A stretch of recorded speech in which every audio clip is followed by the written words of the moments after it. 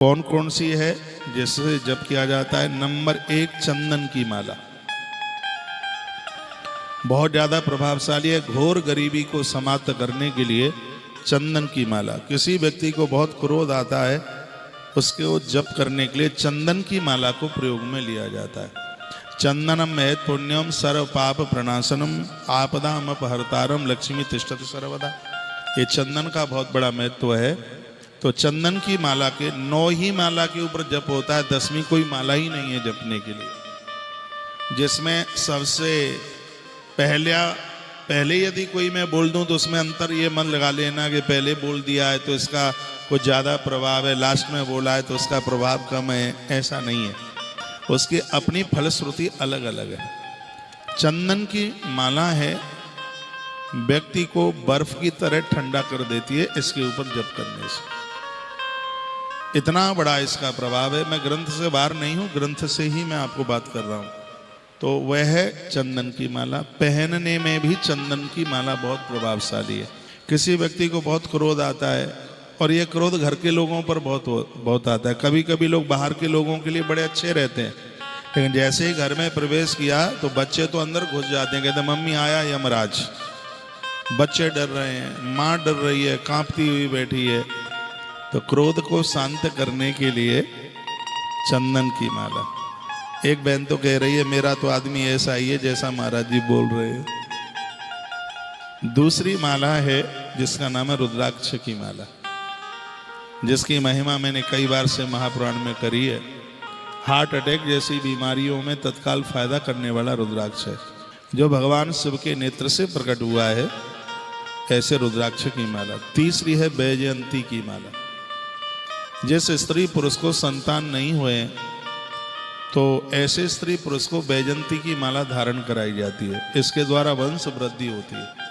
गोपाल बीज मंत्र वैजयंती की माला पर जपा जाता है, इससे नारी का बांझपन समाप्त होता है। मैंने बहुत बार निवेदन किया है। तो संतान वृद्धि के लिए वैजयंती माला, जिससे भगवान श्री कृष्ण अति प्रसन्न होते हैं। तो पहले मैंने आपको निवेदन किया चंदन की माला, फिर रुद्राक्ष की माला और फिर है वैजयंती की माला। भगवान श्री कृष्ण जिसे धारण करते हैं वैजयंती की माला। और मैं कहूँगा विवाह हुआ है, दाम्पत्य युगल दाम्पत्य, अभी नई नई शादी हुई है, संतान को जन्म देने से 10 महीने पहले से वो पति पत्नी वैजयंती की माला धारण करना आरंभ कर दें। इससे गर्भ में संतान की भी सुरक्षा होगी। तो वैजयंती की माला का प्रभाव है। फिर है तुलसी की माला।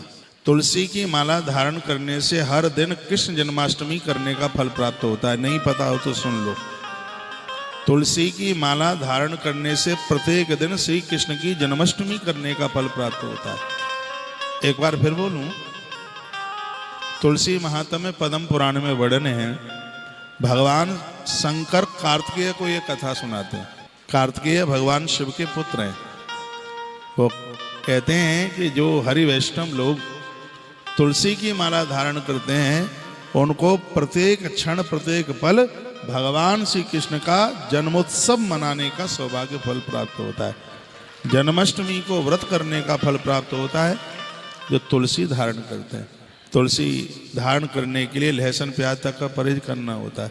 ऐसा नहीं है कि प्याज के पकौड़े भी खाते रहें और तुलसी धारण करके जन्माष्टमी का पुण्य भी प्राप्त करते रहें।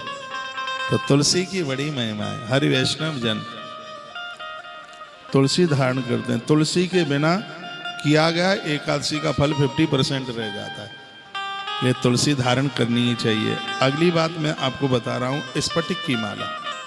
ये विद्या प्राप्ति के लिए किसी वरदान से कम नहीं है। स्फटिक की माला धारण करके जो भी पढ़ लिया जाता है वो सब कंठस्थ हो जाता है।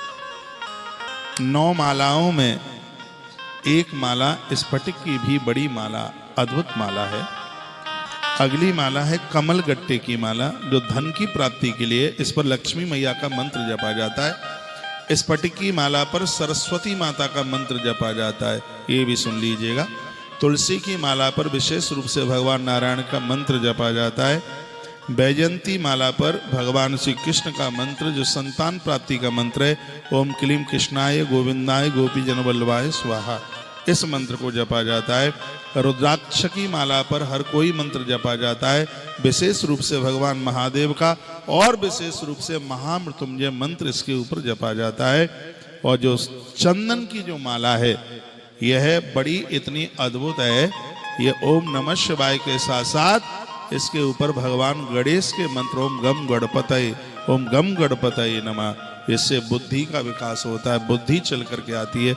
हर माला के ऊपर एक मंत्र जपने की बड़ी